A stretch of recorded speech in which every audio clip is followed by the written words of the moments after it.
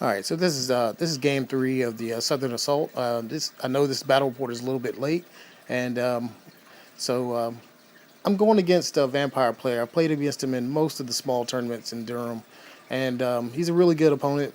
I have the demon picture here for my Chaos Warrior army because, well, the demon princes did the work, so I have to show them credit. All right, so here's my deployment. I have my two chimeras sitting over here on the right. Pretty much both my chimera and my demon princes are both sitting on the far left side, and I did that because I want to hit his flank and I want to hit it hard and I want to jump around him. I have the lower Slaanesh, so I want to actually slow his army down so I can piece it apart piece by piece instead of trying to hit that big block because there's like 60 skeletons in there. But here we have two chariots. Behind the chariots we have a hell cannon, and to the left and right of the hell cannon we have hounds. On the other side of the hound unit we have a chariot unit, and we have the exalted hero of unkillingness right there in the trees there, and a 10-man block of warriors of Slaanesh. Okay, so I didn't get a chance to really do his deployment because he got the first turn. I had to ask him whether it'd be good enough. He'd be goodly enough to let me take pictures. So you see my flyers all do that mess. And here's his big block. I moved my hounds in front of this big block, so he really couldn't move unless he wants to go up against a bunch of hounds. And in that case, I'll hit him on flanks all over the place over there with all my monsters. My chariots are still sitting there. They're kind of a unit that I use in order to slow things down, but there's no way those chariots are going to do anything to that giant block. I mean, his vampires are in there, his BSB is in there, I think a White King's in there, one of the ethereal banshees are in there, and he has an ethereal on the left side. So I really don't want my single demon prince jumping in there like that. So here we go. He moves his units forward. Well, I moved really close up to him. He moves his crypt horrors up like so to go around that building there. I moved my warriors up behind, and they really don't get to see any combat. Well, they do, but yeah. But I wanted to have his army actually fight on my terms, and so I was really hoping the hounds would sit there and just do what they do and just block stuff. Because if he runs through, he'll get into to a place where I could hurt him, and he won't really hurt me all that much. He charges his hound, well, his ethereal unit into my chariot. I flee. It might have been a bad choice, but the chariots really don't have anything to do this game, so if I lose them, I really don't care. I really want to get a hold of those crypt horrors because they're a significant amount of points, so I want them dead. He charges his ethereal unit into the side of the hounds. They're going to be dead. And my hounds charge his hounds because it's better to charge undead hounds than letting his hounds charge mine. Because his hounds are strength 4 on the charge, and my hounds are still strength 3. But they do have poison. And as you can see, he moves his mortis. He has 2 mortis engines back there, and they scream kind of like a terrorgeist. So be wary. And as you can see, the hounds lose close combat and they flee. His mortis engine.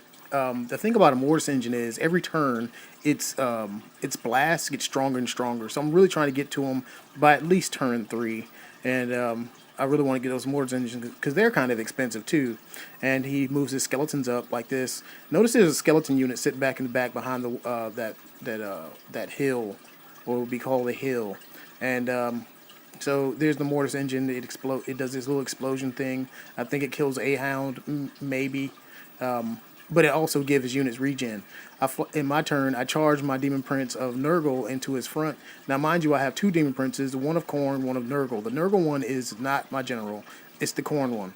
I did that for a reason because it has a 3-up ward save, 2-up ward save against magic because it has a Caller of Khorne. So it's pretty good against magic.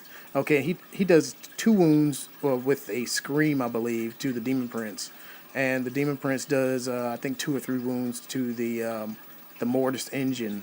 I really want to kill it fast because if it explodes, I want it to do Strength 3 explosion instead of Strength 4. He does something to. I think he does dance to his crypt horrors. I'm trying to keep my warriors out of sight of the crypt horrors until I really need to turn around and actually deal with them.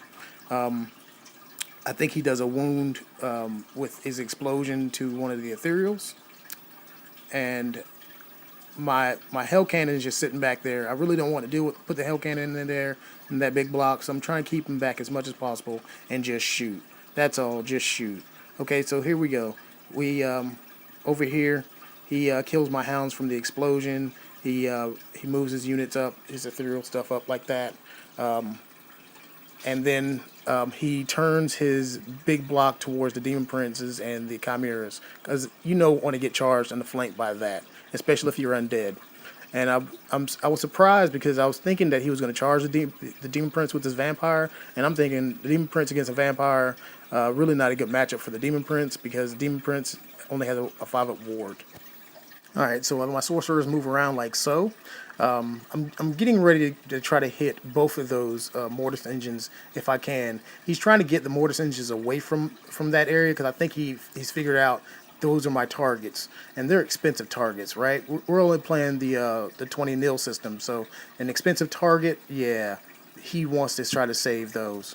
And here's another look at that. I think I put Exequence on that giant block, so I want that block to move like D6 random movement, and that's going to be the thing. Oh yes, by the way, the Demon Prince has Miasmo on it, so he's going to take hit on his movement. So he did that so he can actually try to catch up with the Demon Prince, and I think he forgot that that was his plan, or he might have changed plans in the middle of the game. You never know, right?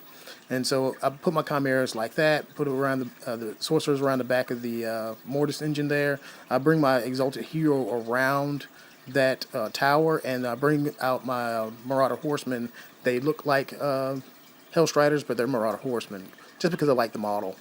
And yeah, he finally kills the hounds, the ethereals. I think they finally chase off my chariots because my chariots never rallied, and my hell cannon has to fight an ethereal.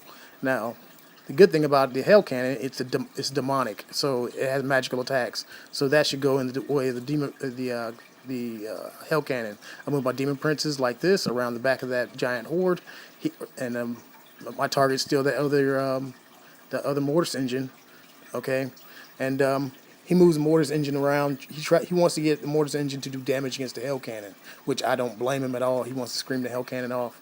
That's fine by me. I put my Exalted Hero in front of his Crypt Horrors because I have Burning Body, right? So I'm going to do flaming attacks against it, and so he should shred that unit. Be it slowly, but he should shred that unit. My chariot really doesn't have anything to do. All right, so the Hell Cannon destroys the ethereal unit and turns to face the giant block. My Exalted Hero gets charged by his Crypt Horrors. They have poisonous attacks, but I should be fine. I have a 1-up armor save and a 3-up ward, rerollable on ones. And here's another view of the Hell Cannon getting confronted by hounds. I think he should do well here. His ethereal jumps to the chariot. He really wants the chariot to fight that ethereal and get killed by that ethereal. The Exalted Hero is in close combat here. He should do well. Flaming attacks, 5 attacks. He should do all right. This is Chimera back here. He should shred that skeleton unit, and so that'll be a good amount of points there. All right. Then he faces his skeletons in his turn. He faces the skeletons back towards that Chimera back there in the back, which there were monsters there, but now the monsters have jumped over and jumped into his Mortis engine. And here's another look at the Exalted Hero fighting the 300 battle over there with those creatures. The plan is to send the warriors in after the Exalted Hero gets into close combat and finish that unit off. But the best laid plans usually go to waste, right? And so here's another view of the Mortis engine getting gang raped by the monsters. So that should be fun, right? It always sounds like fun. Monster gang rape on chariot. Great, fantastic. And yeah, there's another view of that. Looks hideous, right? And here's the another view of the Hell Cannon fighting the hounds. He should do well there. I wanted to be able to turn that Hell Cannon and actually charge the ethereal after he's done with them. All right, and so the Exalted Hero still fighting in that close combat. Eventually, he actually cast the one where it gives you strength that's equal to your leadership. He actually cast that on those things, and that battle gets really scary. But the Exalted Hero does well. He does 3 wounds, and so another guy falls off. I have a BSB. He no longer has a rank. So now it's starting to go into my favor. The Warriors now have to clean up the mess once they get in there. As you can see up to the top, the mortis engine is destroyed, and it blows up at least 5 to 6 skeletons, and it does very little damage to the actual unit of the actual monsters. So that's good. And there's my Chimera coming back on the field. Those models back there next to him are actually dead models, so there's nothing to show there. He reforms his guys, and there's another view there, far left, Exalted Hero fighting his way out of that paper bag. And and here's a view of his big giant unit, what's left of it. He reforms it to get more ranks. He wants a giant horde, and I don't blame him. And so there's another view of that. The Cacophonic Choir went off. It did a lot of damage there, and well, it did a moderate amount of damage. And I didn't kill my wizard, so that's always good. I fly my Chimera over there, Demon Prince over there, get them out of the way. You know, the Warriors finished off the Crypt Horrors, and they actually do a wound against the Exalted Hero. The Sorcerers take a wound from the Cacophonic Choir there, and at that point, I'm happy that I didn't lose my Sorcerers. They're both still alive, and yeah.